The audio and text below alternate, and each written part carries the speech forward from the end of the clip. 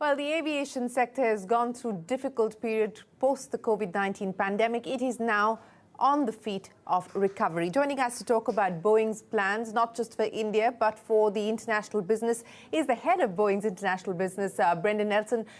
Brendan, many thanks for joining us here on CNBC-TV18. Let me start by asking you about the outlook for the aviation sector globally. As I pointed out, it's been a difficult 3 years for the aviation sector. How are we out of the woods yet? How strong do you anticipate the recovery is likely to be from here on? Well, thank you for speaking to me, Shereen. It's a privilege to do so. I think in terms of context, firstly, something I didn't realise until I came to Boeing is that 80% of humanity has not yet flown, has not yet been on a plane. And when you look at the long-term future, providing we get to sustainable aviation, which is a priority for our company, the growth is enormous. We've been through this perfect storm, if you like, in terms of the aviation sector with the global pandemic and the devastating impact that it's had on the industry, but growth has rebounded extremely quickly. And in fact, in all of the markets, we are close to, if not in some cases exceeded pre-COVID-19 levels of air travel, domestically certainly, and international aviation is running at about 80% of what it was pre-COVID. You've seen what's happened in China. President Xi has changed the approach to COVID-19, and we've seen a very rapid increase in demand for domestic aviation in China, and it's anticipated that China will get to 65, perhaps even 80% of pre-COVID by the end of 2023. So it's very much on the way back.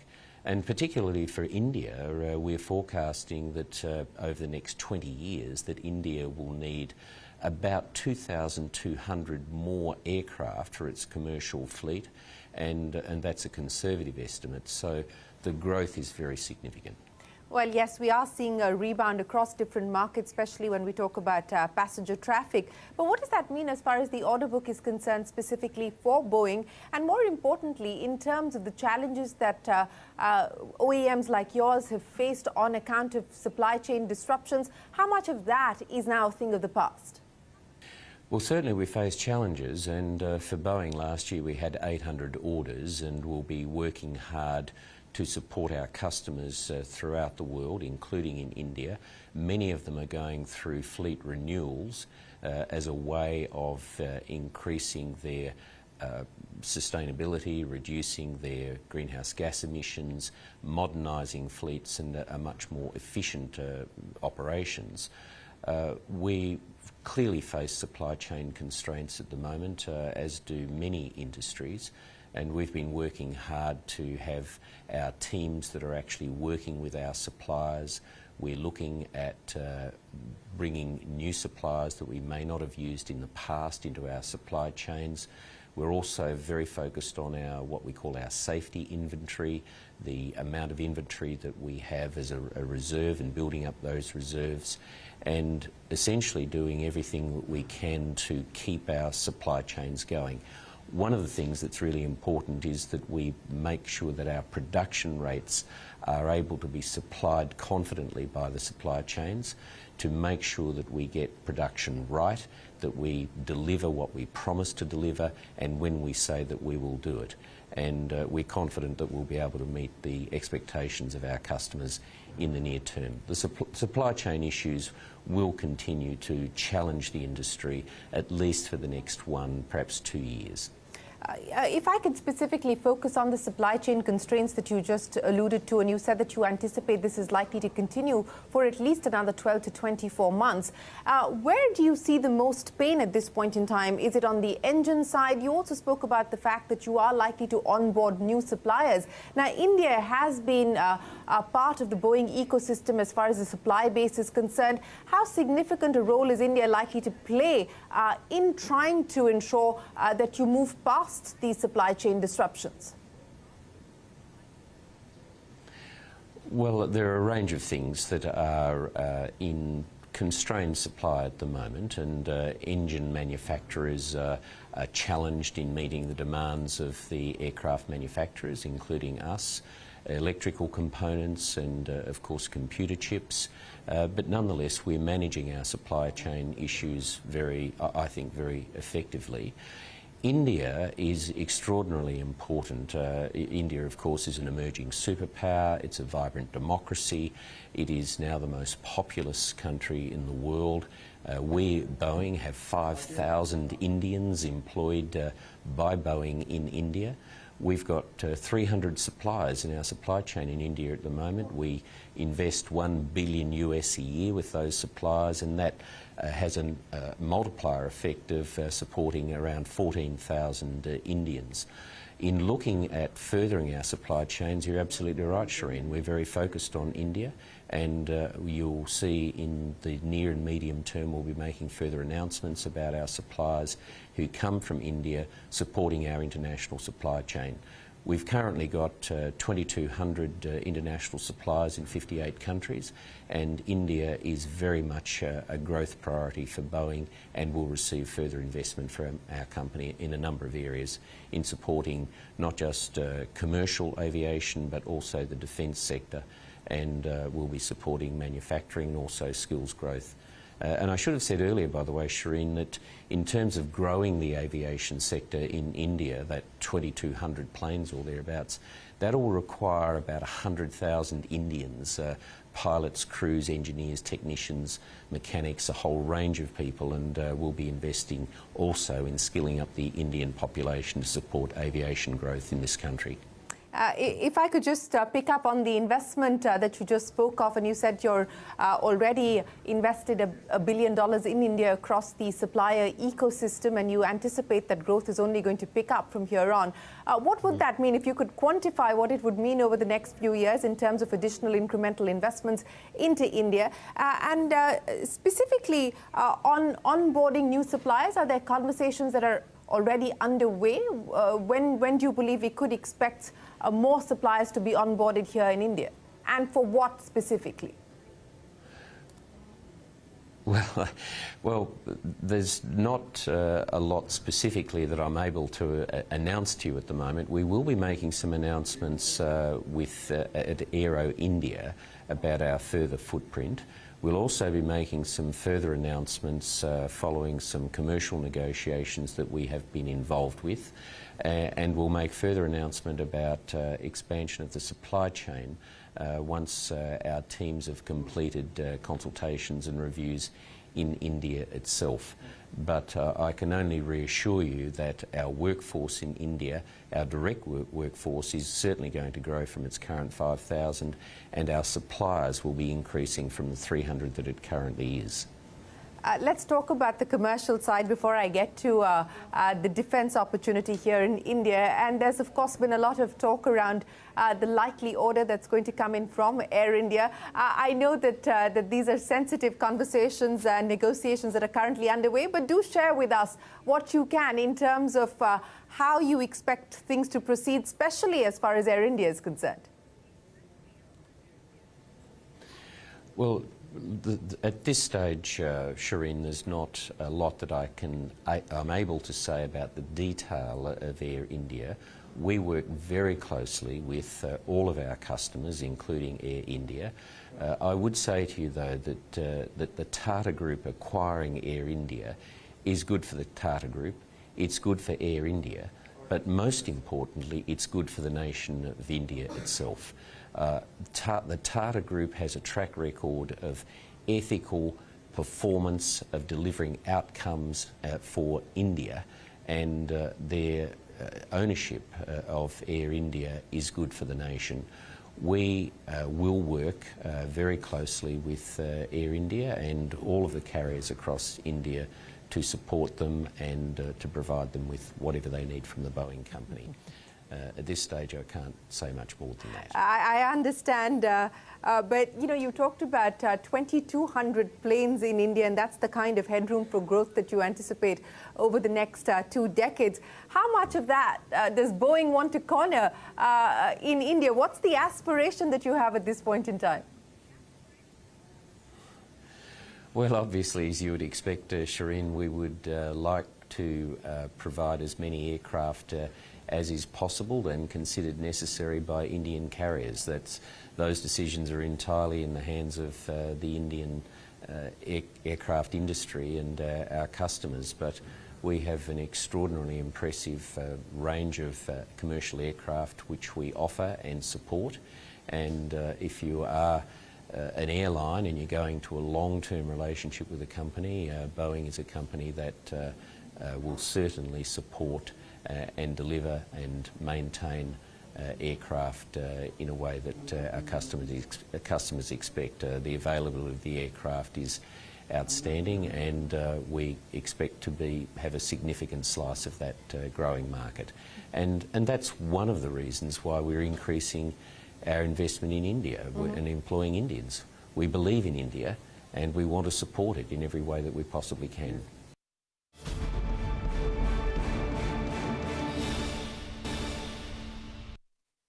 Let me move away from the commercial opportunity to the defence side of the opportunity. And of course, the Indian government has been focused on self-reliance through the Atmanirbhar Bharat program, and that is the attempt to try and get more manufacturing done here in India. Of course, at the DEF Expo, we've seen Boeing articulate its plans for India. But if you can give us an update on where things currently stand as far as the defence aspiration is concerned and future investments here as well. Well, we support Prime Minister Modi's vision for India, made in India, for India and for the world. And at this stage, as I'm speaking to you, there are 154 Boeing commercial aircraft in operation, but we've delivered 22 Apache helicopters to India, 15 Chinook helicopters, 12 P-8 Poseidon aircraft and 11 C-17s. And also 777s and 737s for the VIP fleet. Those platforms require sustainment and support, and we've invested in support of those. We also have other platforms which we have offered and are offering to the Indian government, including our Block 3 Super Hornets, and we have autonomous vehicles and aircraft and some weapon systems which we will also be offering to the Indian government. I mean, you've got the third largest defence force in the world, and quite rightly the decisions that are made by India are entirely a matter for India itself, but we're confident in what we've got to offer. The joint venture that we have with the Tata Group at Hyderabad is an example of what I think the future is going to be, with Boeing co-investing with Indian companies in the development of products for India and, as I say, for the rest of the world. So we have built nearly 200 Apache helicopter fuselages in Hyderabad. In fact, the first one was delivered in January to the Indian Army, or has been produced for the Indian Army, which is an illustrator of what we're doing. We invested $100 million US in developing the technology necessary there to build vertical fins for 737s, and we're doing nose cones and tail cones for Chinook helicopters. We're doing tail cones for P-8s. This is the kind of co-investment that's important for not just us and our business strategy, but also for India itself, and that's a win-win. And in fact, I should also say, of course, that we've spent $200 million US on a 43-acre site to develop the Boeing India Engineering and Technology Centre, which is an extraordinary capability that will house some 4,000 Indian engineers. So we're very pleased. You know, just on the defence side, because you spoke about that joint venture that you have with the Tatas, but at the Defence Expo, Boeing had also spoken about the need to focus much more on localization and, in turn, further partnerships here in India. Is there anything on the anvil by way of more partnerships, more joint ventures here on the defence side in India? And about the export opportunity that you spoke of, one, of course, is catering to domestic demand, but the export opportunity of making in India for the world. What are the targets that you have in mind? Well, we will be and are exploring further opportunities for co-development in India that meet the needs of India and of Boeing.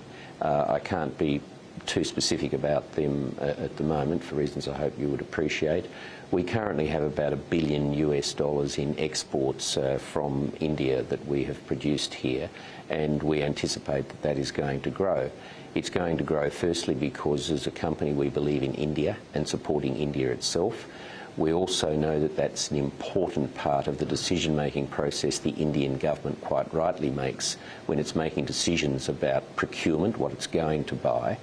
And we also know that as a consequence of the geopolitical tensions that we have in the world, that nations are increasing their investment in defence, which means that us and companies like us that produce and provide defence platforms and services, that we will be selling more of them to these countries, and that means that more will be of what we do make in India is going to be exported to the rest of the world. So in that sense, that's a good story for India and a good story for Boeing. You talked about how Boeing intends to focus much more emphatically on sustainable aviation, and that's what I wanted to pick up on. What do you expect we can see in terms of fresh developments over the next few years on that front? Given the current global economic context, specifically high inflation, high oil prices, and all of that impacts, of course, the growth of the sector. So, on sustainability linked to the changes and the headwinds that we're seeing as far as the economic climate is concerned, what can we expect? Well, what's extraordinarily important, Shereen, is that all of us, it doesn't matter what you do, where you live, what industry you're in, we have to cater for the needs of our generation whilst protecting the capacity of the next and subsequent generations to cater for theirs. We have to be sustainable. Aviation is 2.6% of global greenhouse gas emissions, about 12% of that in the transport sector. So for Boeing, at every part of what we do, in our manufacturing plants, our assembly facilities, the management of waste, water, energy, recycling, all of those things to reduce our footprint to zero, and our ambition is to get to net zero in aviation by 2050. So what you're seeing at the moment is, and I mentioned earlier, fleet renewals by airline carriers, because the quickest way to reduce your greenhouse gas footprint is to purchase new aircraft. So a 737 MAX 8, for example, will reduce your footprint by about 25%, a 787 by about 20%. And then sustainable aviation fuels is certainly in the near, medium and long term, for long haul especially, is the solution for decarbonising. So we're investing very heavily in various parts of various facilities around the world and partnering with other companies in the development of and production of sustainable aviation fuels, or SAF as it is called. In the near term, that is the quickest way, apart from fleet renewal, to get to zero emissions. And we're also working on electrification, which will certainly come in the near term for smaller aircraft on shorter flights, turboprops, and of course we're working on hydrogen, but hydrogen is not going to be the solution for commercial aviation in the near or medium term. In fact, The Economist last year described hydrogen for medium and long haul flights as a techno fantasy for the next few decades. But we're working on all three of those ways of decarbonising aviation, as well as the complete life cycle of aircraft themselves. So it informs everything that we do, and we have an immense responsibility to decarbonise as quickly as we can. Our ambition is to be at net zero by 2050. That's the commitment of the entire aviation industry, and certainly of Boeing. Mr. Nelson, let me end by asking you about what we can expect as far as 2023 goes for Boeing. 2022 was a turnaround year of sorts, given the difficulties of the past, especially with the 737 MAX. What should we expect this year, specifically as far as certification is concerned of some of the newer variants? Well, the decision to the certification of the aircraft, the 737-7, the 737-10 and other platforms is entirely a matter for the regulators themselves. We're working very closely with the regulators in getting the aircraft certified as soon as they safely and practicably and confidently can.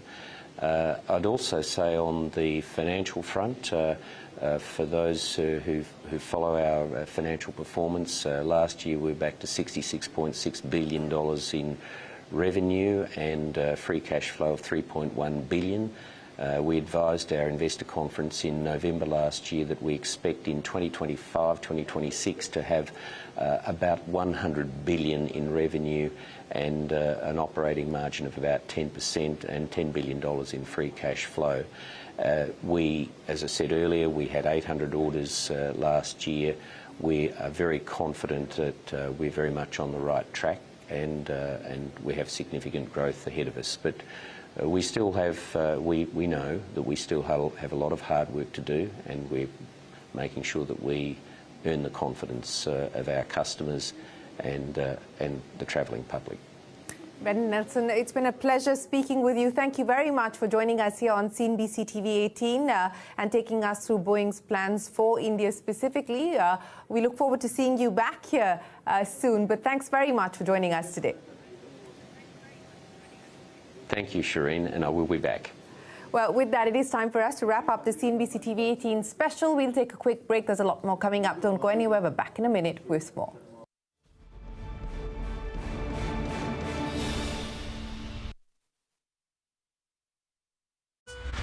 Invest once and enjoy